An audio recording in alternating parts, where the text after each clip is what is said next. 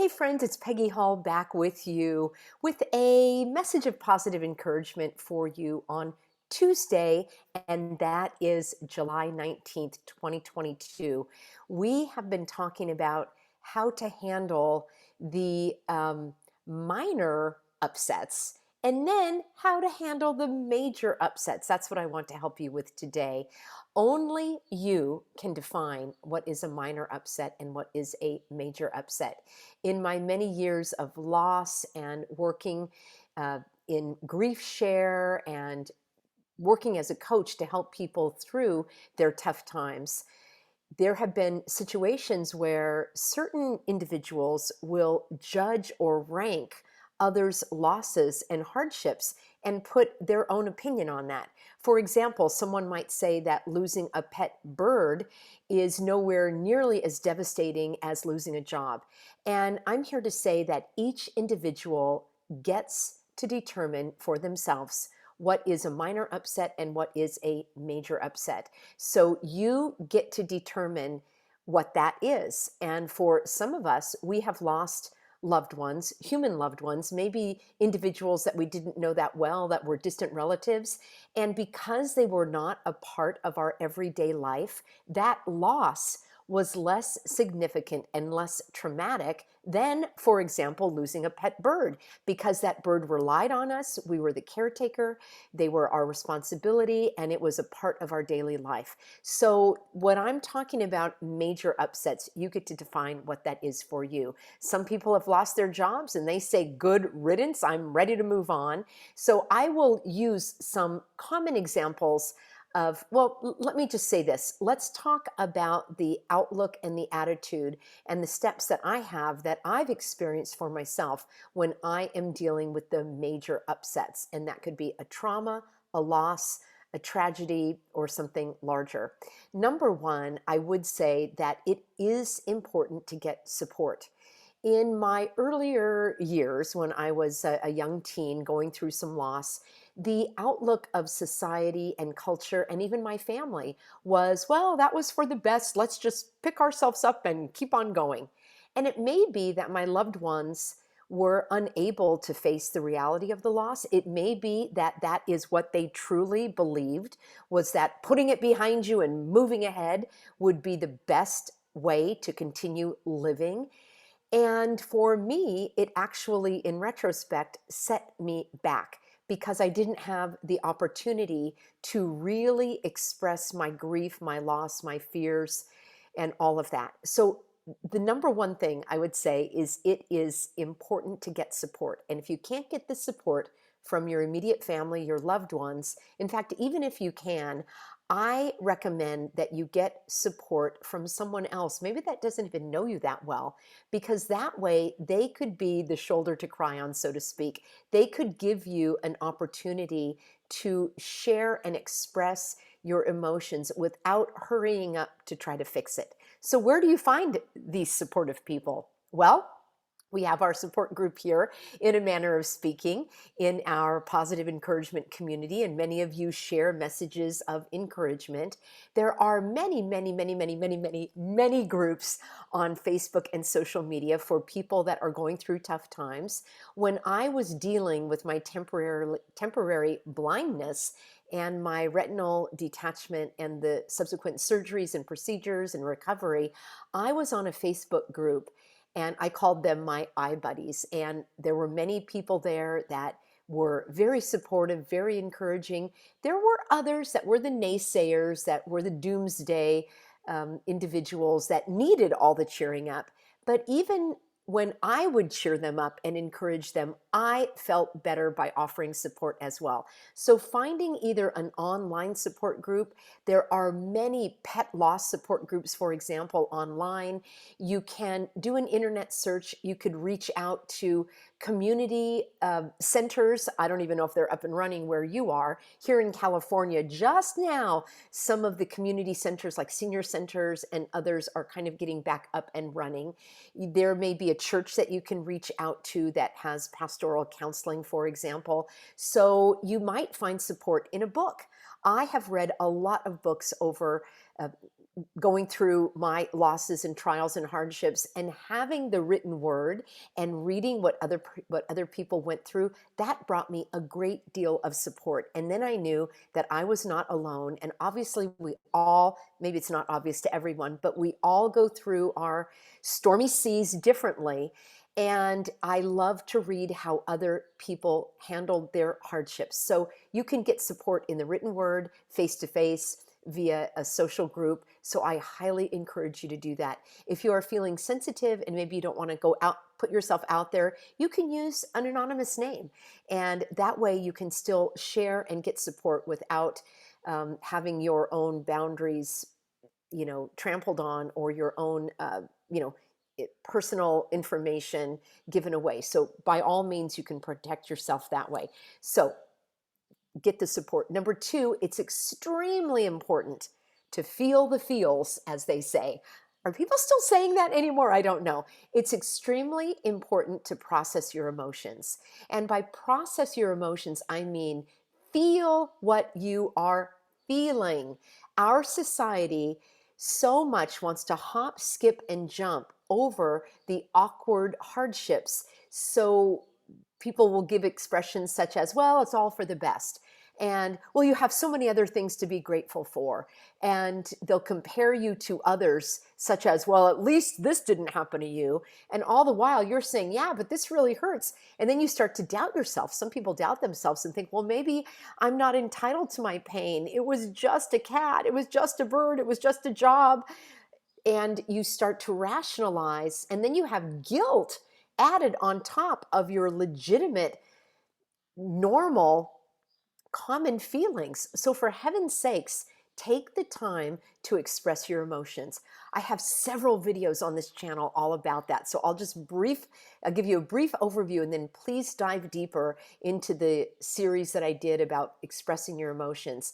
And we express them physically, right? We cry when we are sad. We might make a fist if we're angry, or, hold our breath, or feel our blood pressure rising. There are physical responses to feelings. And I recommend that you express your feelings physically in an appropriate way. So anger, for example, I would go out for a brisk walk. I would get rid of some of that energy. Maybe you can, hit a tennis ball against the wall, or throw some plates, out somewhere. Of course, you don't want to do anything that puts anyone at risk. Here in California, there are places called break rooms where you literally put on a football helmet. They give you a baseball bat. You go into a room and you start smashing lamps and throwing dishes.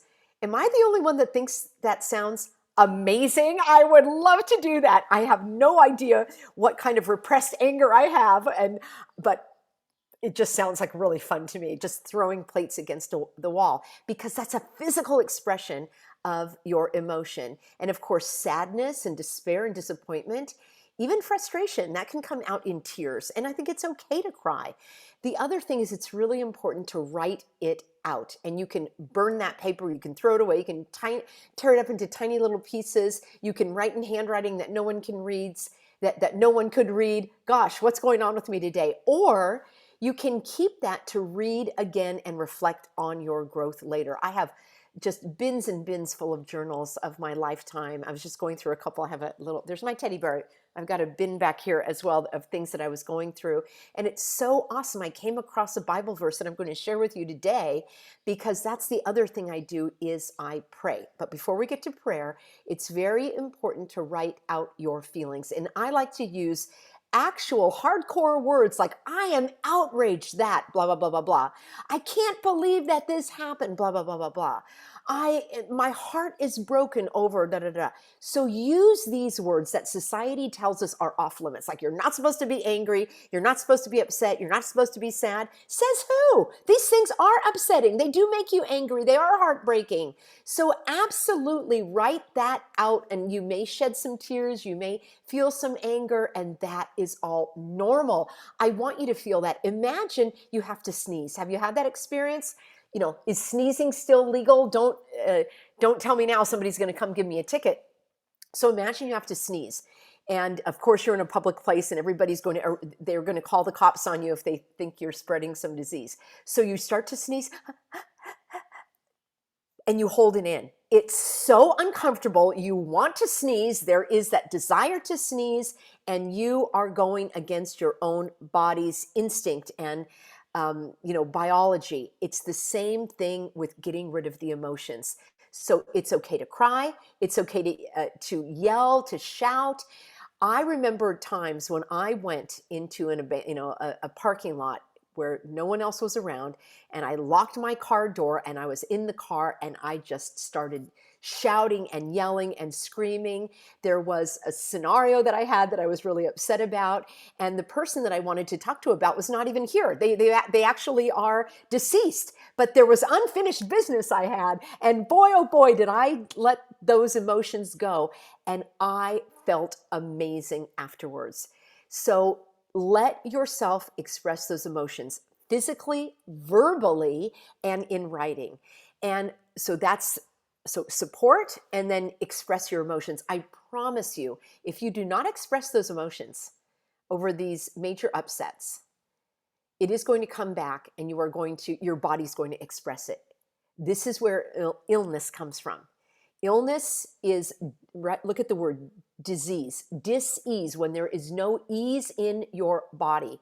Your emotions are felt in your body, they're processed in your body, and if you do not release them, they're going to start to stink like trash that you never took out. So put aside any ego, any what are people going to think of me? Or am I going to lose it? Will I ever be able to come back from this? I don't think I can face my sadness or my anger. You can. I promise you, you can. And you're going to feel amazing. So give yourself permission to do that. Get support, express your emotions. All right. This next one, probably, these are not in any particular order. You need to do all of them. And that is pray. And if you are not a praying person, this might be your wake-up call. Let me give you an example. So a friend of a friend of a friend uh, does not believe in God. And I've told him before, it doesn't matter because God believes in you. And God created you, and he created you with your mind to even question whether he exists or not. So don't worry about it. Just keep questioning. And then my advice always to a person who is not quite sure about God is don't ask me, ask God. Pray to God. Pray to God and ask him to show you, to reveal himself. And he will. I promise you, he will. So this individual, uh, he knows my husband is a pastor. He's actually friends with my husband. And he knows he's a pastor, and he has had conversations with him before. And the friend has just clearly and blatantly said, I'm an atheist. I don't believe in any of that. When you're dead, you're gone. We're just random. It just happened, accidentally that I'm here. That's his true belief. All right. I want you to understand the person I'm talking about. He had a loved one that had to go to the hospital for a very delicate life and death situation. And guess what? He called us and said, would you please pray for my loved one?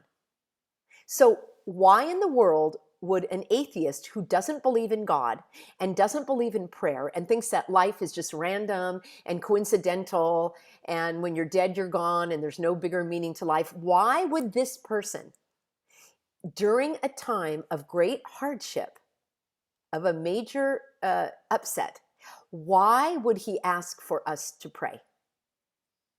Because God created us with that desire to pray. Many people will say, well, Peggy, why does God want us to pray if he already has it in hand? And I believe that prayer is a gift from God given to us to help us focus our energy and our attention in a positive manner. Because if we didn't have prayer, we'd be spinning out of control. And I also believe that God wants us to confirm and bring to him what is in our heart, even though he already knows it. It's kind of like a moment ago when I talked about expressing your emotions. You're already feeling them. But when you express them, it clarifies them, it lightens the load, and it just makes you feel better. So prayer makes me feel better. So when I was going through my very difficult time with my eye, where I was completely blind, I didn't know if the vision would return. I didn't know if I would make it out of the surgery in one piece. And I simply determined to focus on the positive outcome, that all of my prayers were going to be focused on the positive. And I'm going to share that with you in just a moment. This dovetails, I'm going to bring in one other aspect of how to deal with major upsets. Often during the major upsets, we will say things to ourselves and we will ask questions such as, why did this happen to me? Why me? Why this? Why now?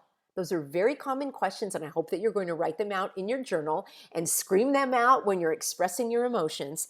And these are common questions. They're understandable questions. They're very normal.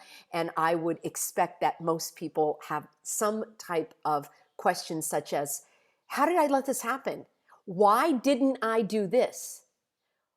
Why didn't I do that? Why did I do this? And you start to question and second guess. Couldn't I have prevented this? What if I had done that? What if I hadn't done that? And we go into a whole spiral of what ifs, which, friends, it is my opinion that those types of questions are a distraction that prevent us from actually getting through the major upset. Because now our mind is focused on, I should have, I shouldn't have, why didn't I, why did this, instead of actually moving ahead through your loss, grief, trials, etc. So acknowledge it as, okay, those are distractions, kind of like having the, I don't have a TV, but having a TV on and you're listening like, oh, what's that going over there? Or all the news is a distraction to take you away from the issue at hand. The reason we do that is, in my opinion, many of us doubt our ability to get through this. We believe that we are going to fall apart. We are never going to get through. Life is never going to be the same. And you're right, life is never going to be the same. Yesterday, I talked about facing the reality of what is. This is called acceptance, and it's living in truth. People that don't face the reality of their circumstances, many people end up being addicted to alcohol, to drugs, promiscuity. They are gambling. They might do high-risk activities to distract themselves from what they don't want to think about. So in my opinion and in my experience, that actually delays your healing.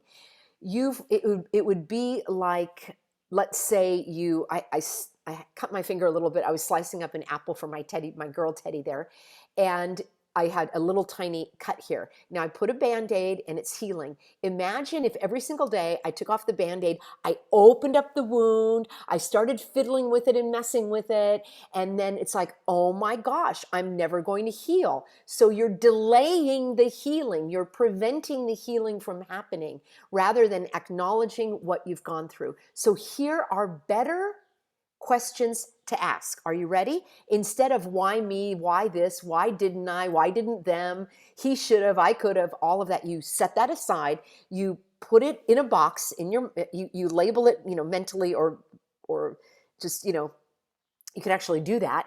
You could write all those, this is actually a great idea I just thought of. Take little pieces of paper, write those questions. Oh my gosh, this is brilliant. Take a pen, write out all those questions on little strips of paper.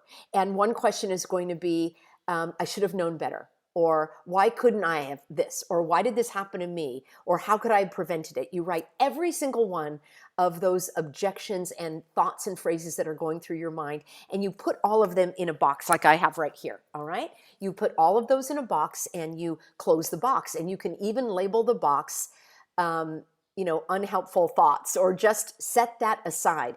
And you're going to have new questions that actually help you, such as, where can I go from here? Brilliant. That's a question I ask myself all the time. Here's another one. What can I do moving forward? Why am I going to be looking in the rear view mirror? What happened, happened. I want to learn from it. I want to grow from this. And that's another question I'll ask myself. How can I grow from this? They're all very similar, meaning let's focus on moving ahead. Tomorrow, we're going to talk about how to change your past. This is life-changing. And then on Thursday, we're going to talk about how to change your future. And this is a sneak peek. Is taking control of your thinking. There were times in my life when I had so many struggles that seemed so overwhelming. And while I was laying in bed, I did this exercise I just told you about, writing out everything on a little card. But I did it mentally, and I literally put all of these concerns that I had, financial concerns, and I put them in a big container. And then I had another one that said, health concerns. I put that in a container. Relationship issues. I put that in a container. Job or career. I put that in the container. And I wrote out what my concern was. And I closed that up and I actually handed it to God. And I said, all right, Lord, here's everything that's on my mind. This is part of my prayer. Everything that's on my mind. And these are the things that I need your help with. So here you go. And I, in my mind, like visually, visibly, I handed over my concerns. I had a great night's sleep. And it was as if I was partnering with him on my issues. So moving ahead, I'm always asking myself, where can I go from here? What can I do moving ahead? How can I grow from this? Where can I apply this lesson in my future life? And one of the most important questions I ask myself, I've mentioned it many times, and I think this is probably the most important question of life for every situation.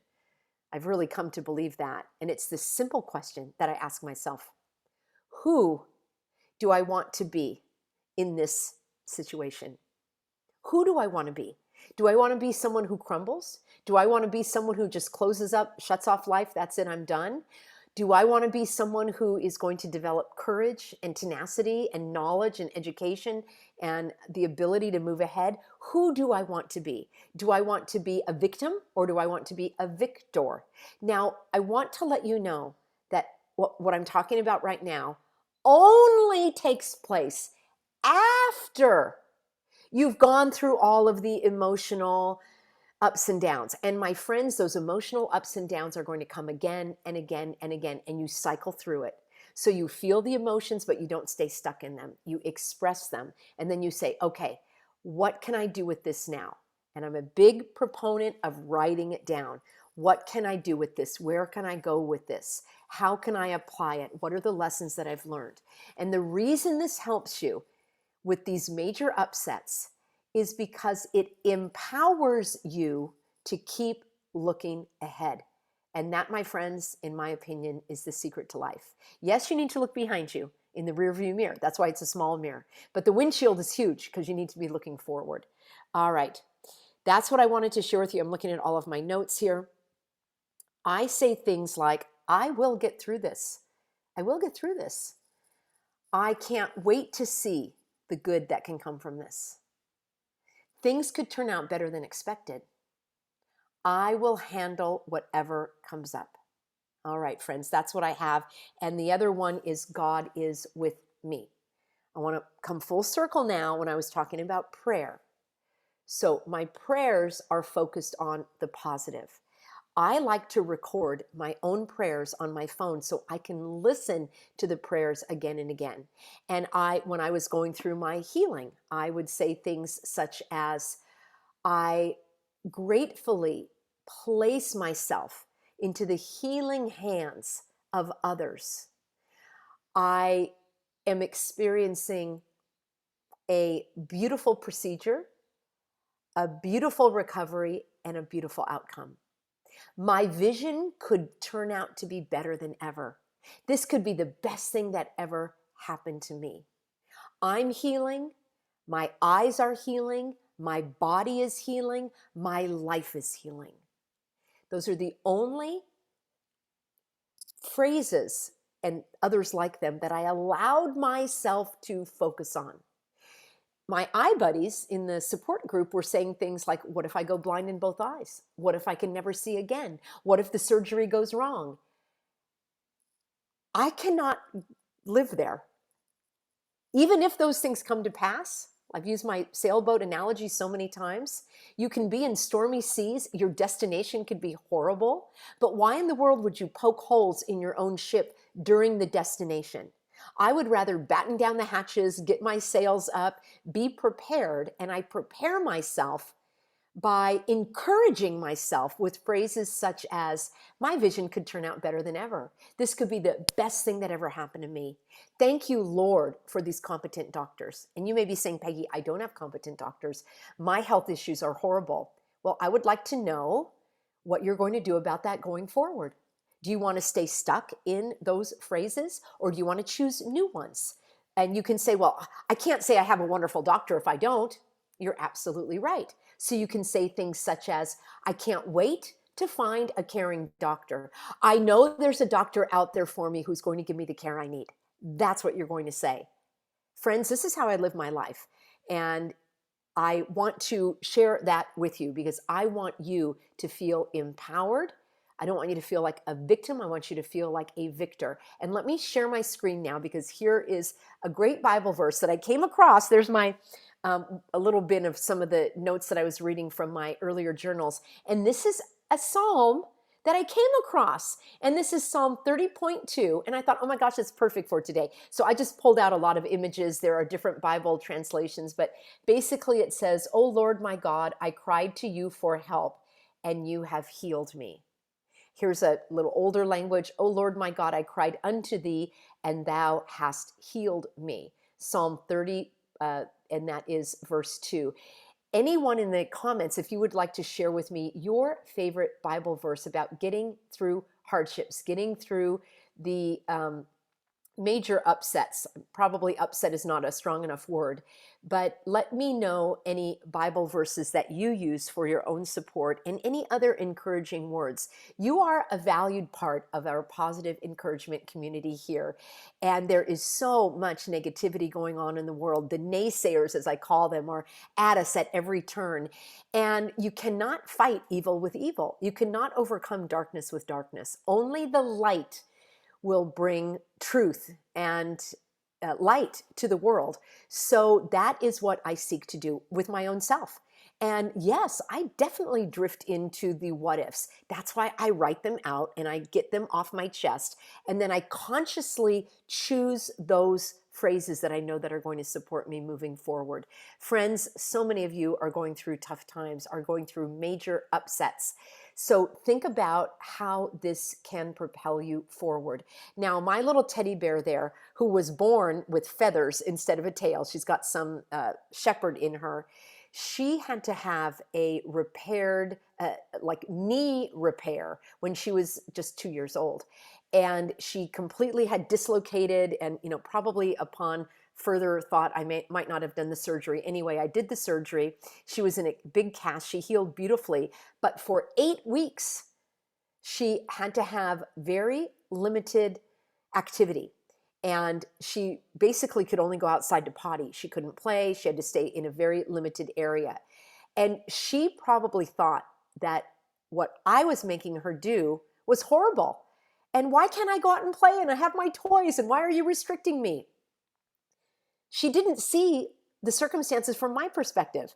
And my perspective included the fact that this was to keep her healing. This was to help her be stronger going forward. So even though her limited view of what was going on was that this is horrible, it's a hardship, she probably felt depressed. I was with her, at every moment. I'm just using this as an example. And the fact is, we don't know God's mind. We don't know what he has in store for us. And he may have taken you from a job that you love, that you really had been there for many years and you were really contributing to. He may want you elsewhere. There may have been relationships that he wants you either to repair or take a break from, so that those individuals can grow on their own. You cannot make them grow. Only they can, through their thinking and choices.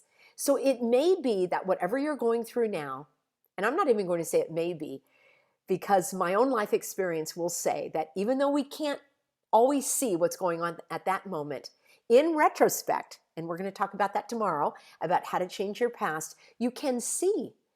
And there's so many beautiful poems and writings about God's tapestry. And I read that last week from our lovely Jerry, who sent me the poem about the dark threads woven in help to give dimension and highlight all the good. So we can't always see the bigger picture. So my last, I know this is running a little long today, but my last words of encouragement, I'm so passionate about this, is for you to encourage yourself. Remind yourself, I've gotten through the tough times before. I'm going to get through it again. The worst is going to be behind me soon.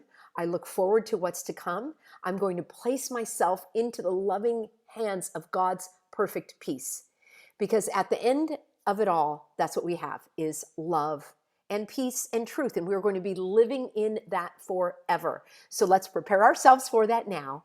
And even with the other hardships and losses, we still can love. We still can stand on the truth, and we still can feel joy regardless of our circumstances. All right, friends, thank you so much for being a part of this community. I will see you tomorrow, and we are going to be talking about how to change your past. Now, you may love your past. You may not want to change a thing. You still are going to get some benefit from my message. In fact, I think you're going to understand what I'm talking about very well. Thanks to the moderators. Thanks to all the healthy Americans. And I will see you in the very next broadcast.